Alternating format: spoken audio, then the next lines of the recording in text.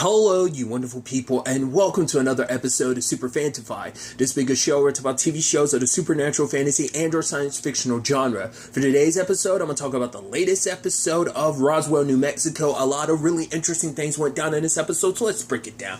And the interesting thing about this episode is kind of an episode of kind of turning everyone's world upside down. Obviously, Isabel and Michael are talking to Jones, trying to figure out more about his story, which obviously Michael has reservations about it because it's like, right, this man is the one that started everything. He's the reason both of our parents are dead. Like, the fact of the matter is he's the one that got most of the people on that ship, our ship, killed, and you want to talk to him. But for Isabel, it's like she's basically trying not to let her emotions get the better of her. It's like, right, we got to figure out like what he really wants and who he really is, and basically like he can be the means of saving Max if we learn from him, understand why he did what he did, who he is. But Michael's like, nah, let's just force his hand to help Max. That's all he cares about, because he doesn't want to listen to anything, considering everything that has been the fallout of his actions. I mean, there's obviously the question of, like, despite all the evil that he's done, why did Nora and Isabel's mom, Louise, bother keeping him around? Why not just kill him? Why keeping him around? Maybe they just weren't into killing people. Maybe it's just he was too powerful for them to kill. Like, maybe they felt like he was kind of a necessary evil to keep around. You know, maybe that was the only means of, like I said, dealing with him. But obviously we learned from Jones about the planet they come from. It was, you know, in your language, it would be described as the Oasis. Obviously there were some similarities.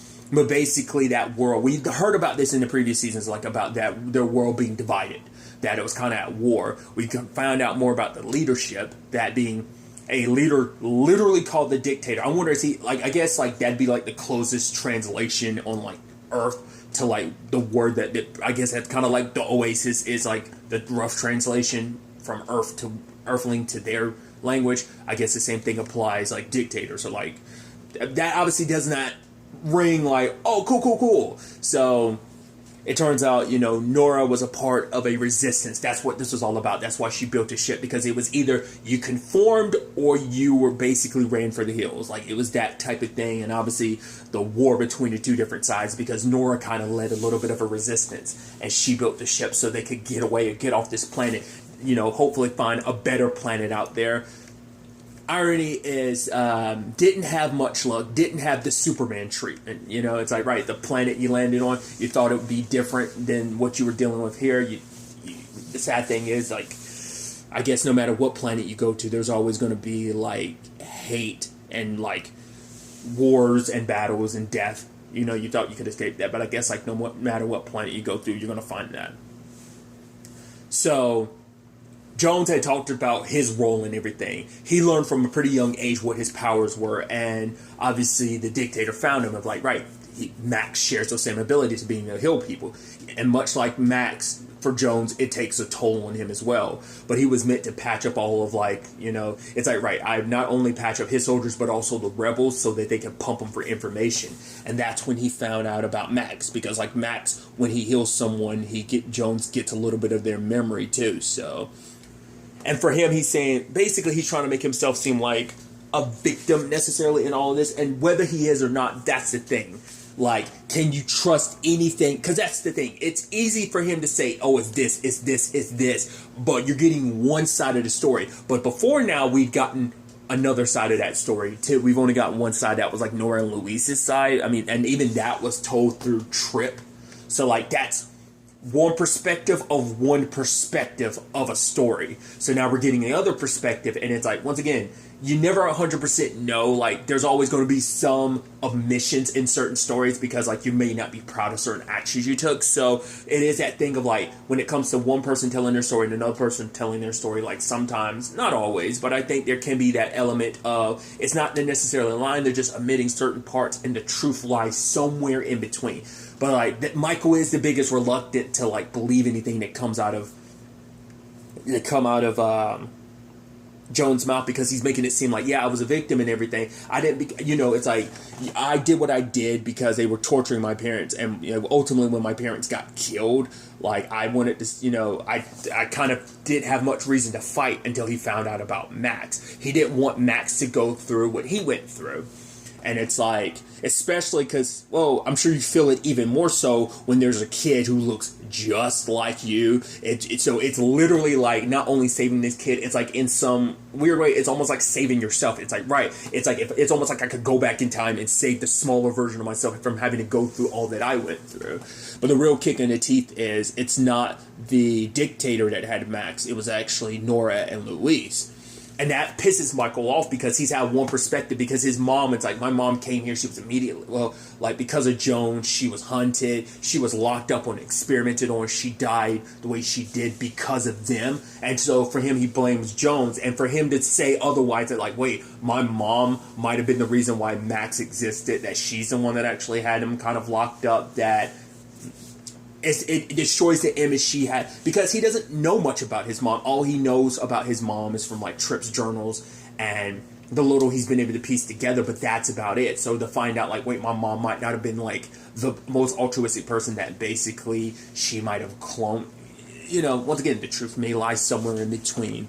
But why would you want to like believe this guy who's saying all this stuff about your mom?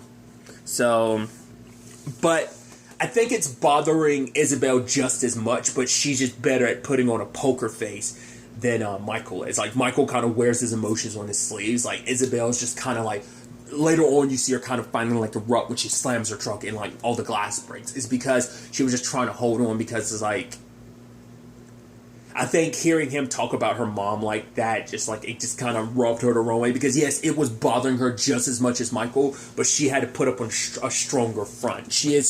She's kind of got to be like the more responsible one in a certain regard, I think. I guess all that talk about like, right, her being a good person, a powerful person, because Michael had also thrown out there like, what if he's like Noah, you were manipulated into killing a whole bunch of teenagers, and it's like, right, she's like that, and he's like, I'm sorry blurting that out, but it is true. And I think maybe that dissonance between who her mother was and who she is, maybe on some level that's what also pissed her off too. But I think maybe it's like, right, it's just another thing of like, right, here's a guy who knew your mom better than you will ever get to know her, but also hearing him say that out of anybody just like irks. Like, I think maybe I'm just reading too much into it, maybe I'm overthinking it, maybe I'm kind of misinterpreting it, but maybe it's also a thing of like, just him being like, oh, like, I know you'll do the right thing. So maybe it's just simply the decision of like, it is all on me. Like, I have to be the deciding factor, that it has to be me. Like, I'm doing everything I can to save my brother, and I have to kind of work with it. Like, I recognize Jones to be the slime ball he is, but maybe there is some validity to this. I don't know. I think he is just like manipulating him. Like, even if he is telling the truth, it doesn't change the fact is that he isn't a very dangerous person, that he won't just end up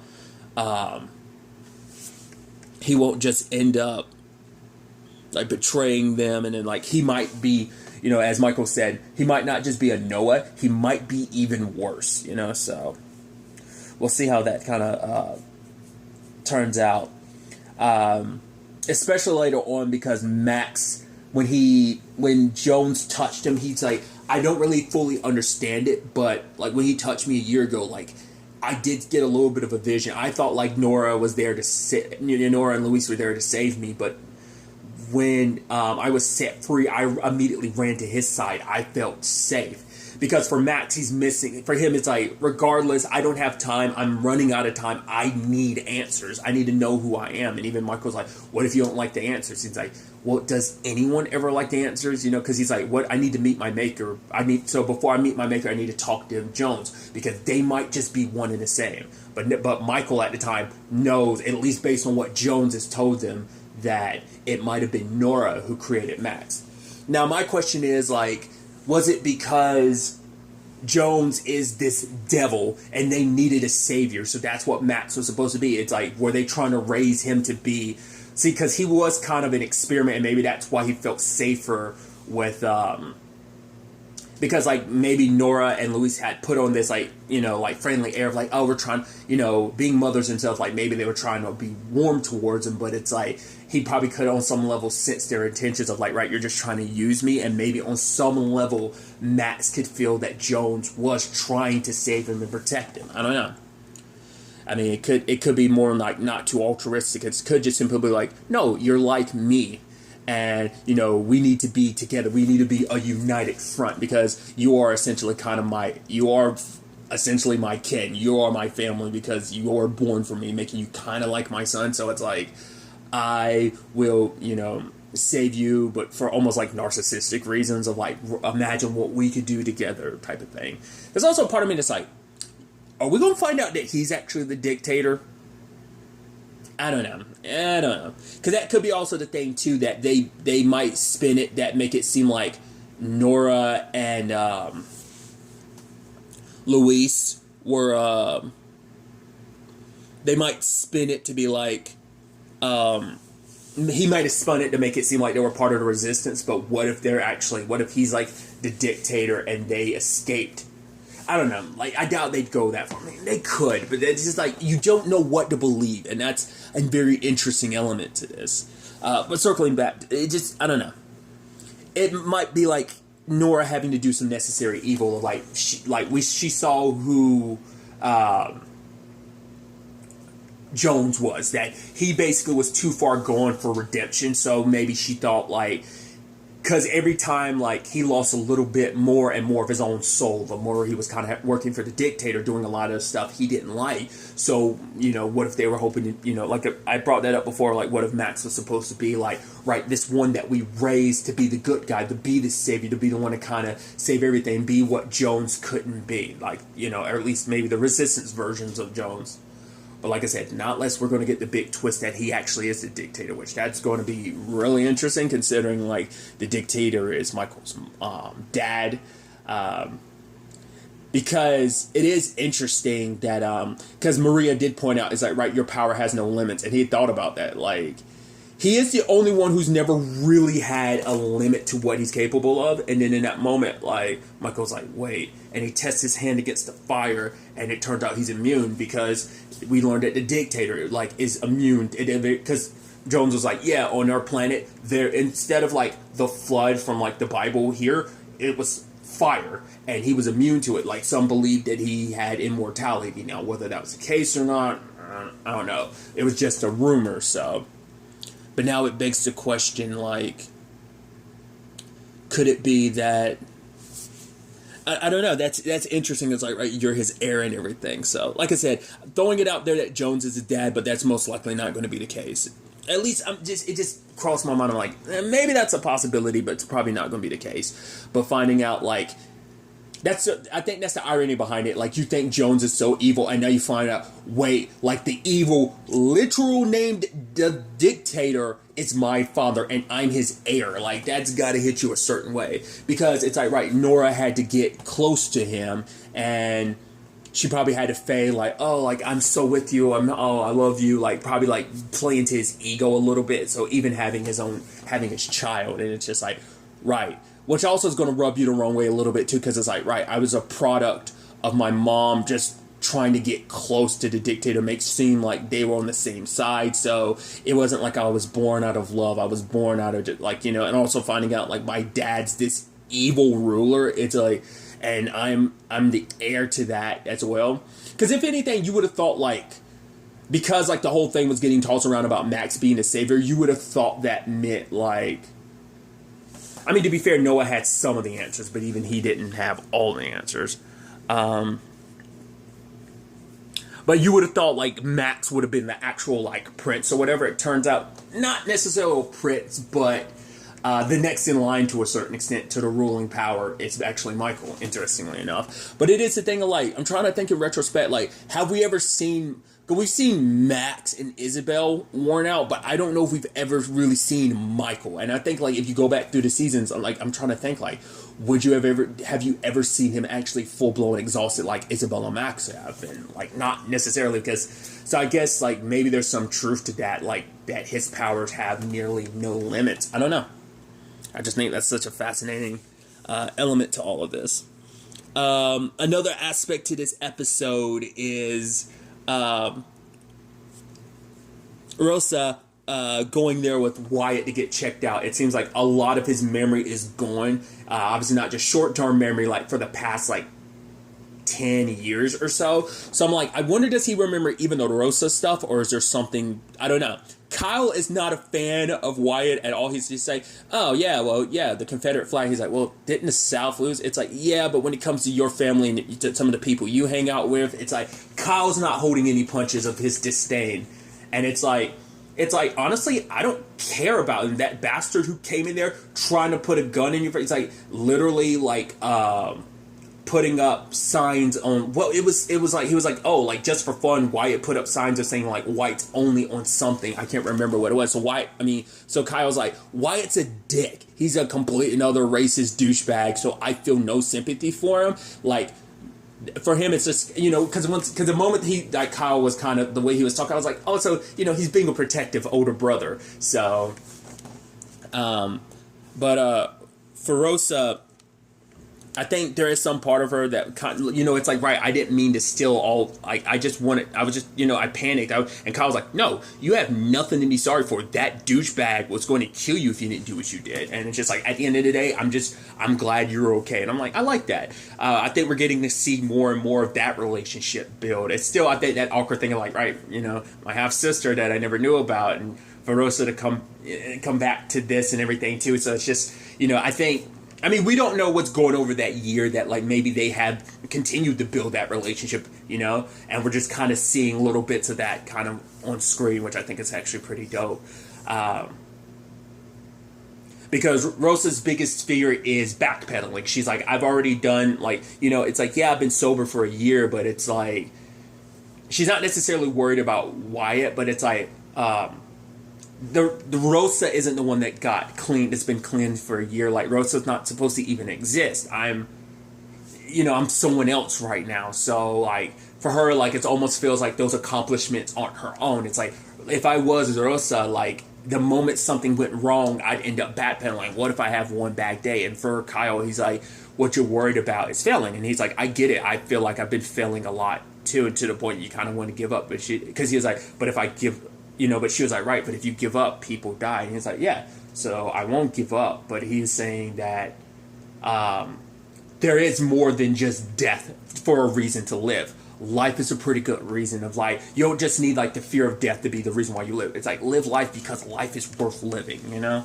So, trying to inspire his little sister a little bit. I think that's pretty dope. And then, like, we're starting that whole her and Wyatt thing, which is weird. I'm like, okay, the guy that has held such a grudge against you. But it is that, it's turning into that conversation. And I think that could be a whole conversation in the grand scheme of things, whether it's the human side of things or whether it's the alien side of things, is the whole element of nature versus nurture. That Wyatt is a better person without his memories. I mean, we've had that come up in another show too recently with the Flash and everything.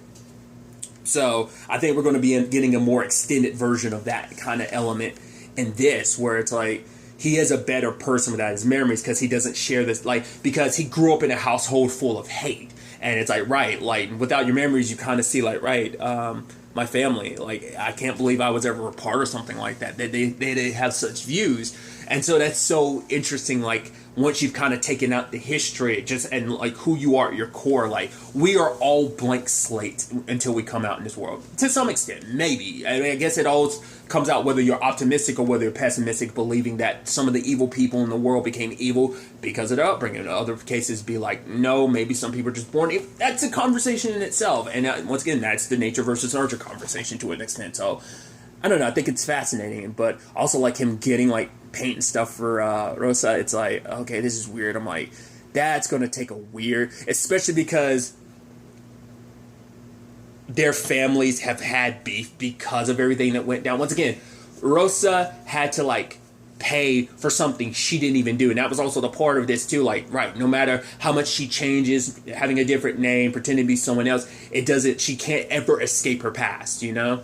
And once again, a past that's, yes, some of it's hers, but the reason the Longs are so mad at her isn't, well, Rosa in particular, it wasn't related to something she did. That was like, you know, things well beyond her own control, you know? So,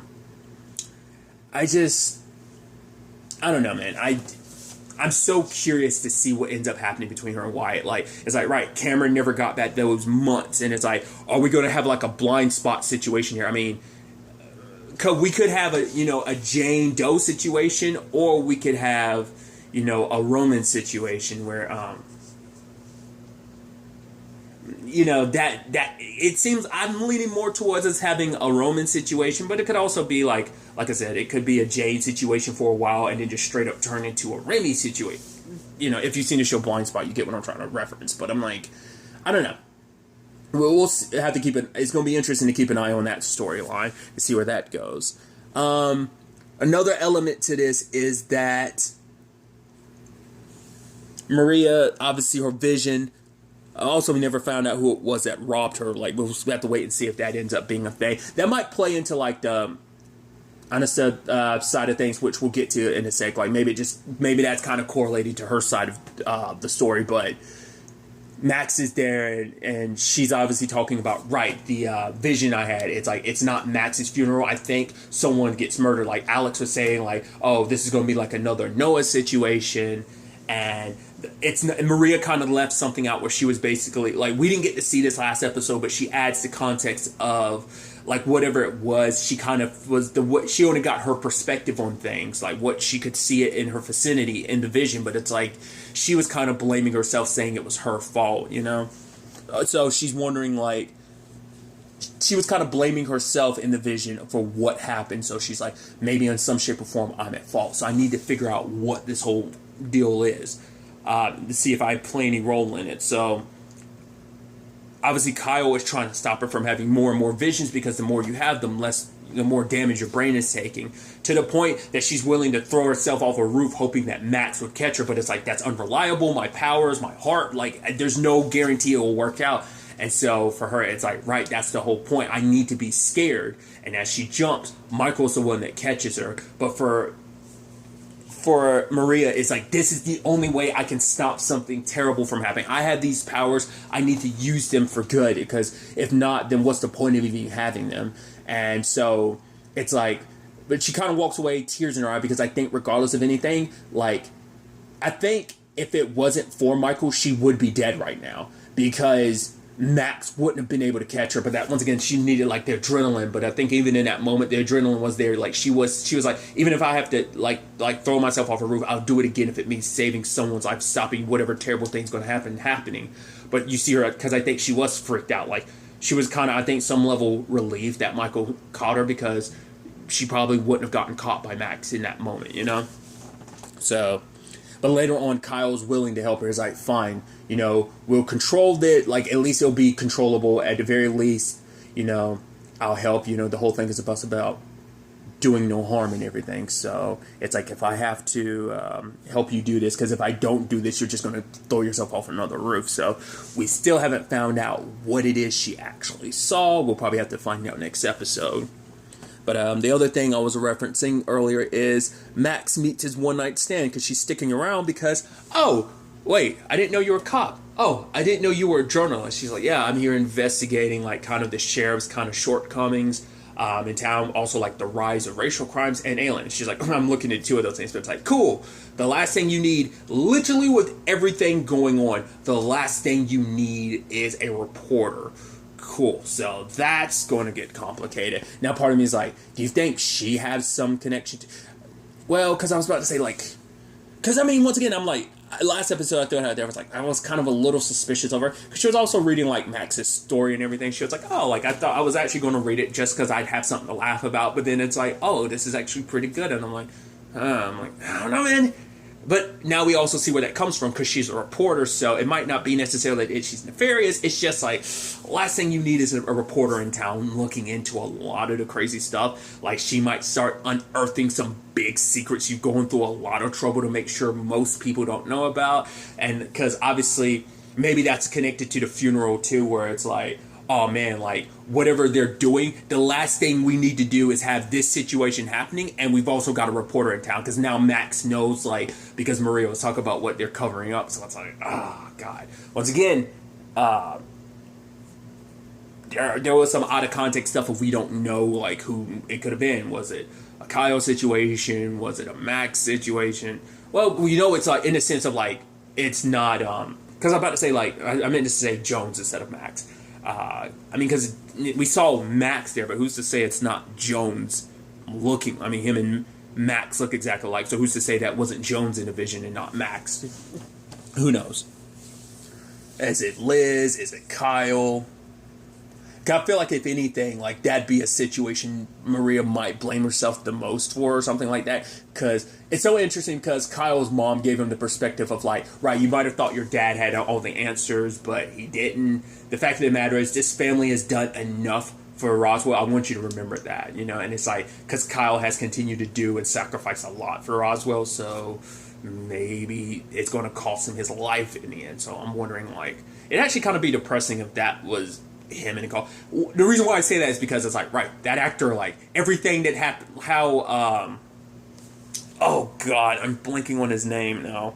His character from the Vampire Diaries, I'm blanking on, Tyler. Like, how Tyler's story ended up playing out was very uber depressing, like, how his story ends up turning out in that universe. So I'm like, I don't want, it'd be kind of sucky if he kind of, spoilers, Tyler dies, he gets killed by Damon, so it's like, it'd be kind of sucky if it was him. I was like, oh man, the CW keeps giving it to you, like your stories end so tragically. I hope that's not the case, but we'll see. Other than that, there is the element of Liz and Heath, their whole thing going on. Obviously, she's working on a project, but obviously she doesn't have the resources she had because they all got burned up in Roswell, so she's kind of frustrated. So it is a thing of like, it comes off a little bit like she gets really distracted by her work. So Heath is like, oh, like, hey, I know things, like, oh, things are weird. She's like, no, it was fine. He was like, oh, it was just fine. It's like, you know, it's like she's more so focused on work, and understandably so, because she believes her work can obviously help and save a lot of people's lives. So of course she's going to dedicate so much time to it. But because of that, like, personal relationships kind of fall to the wayside in certain regards.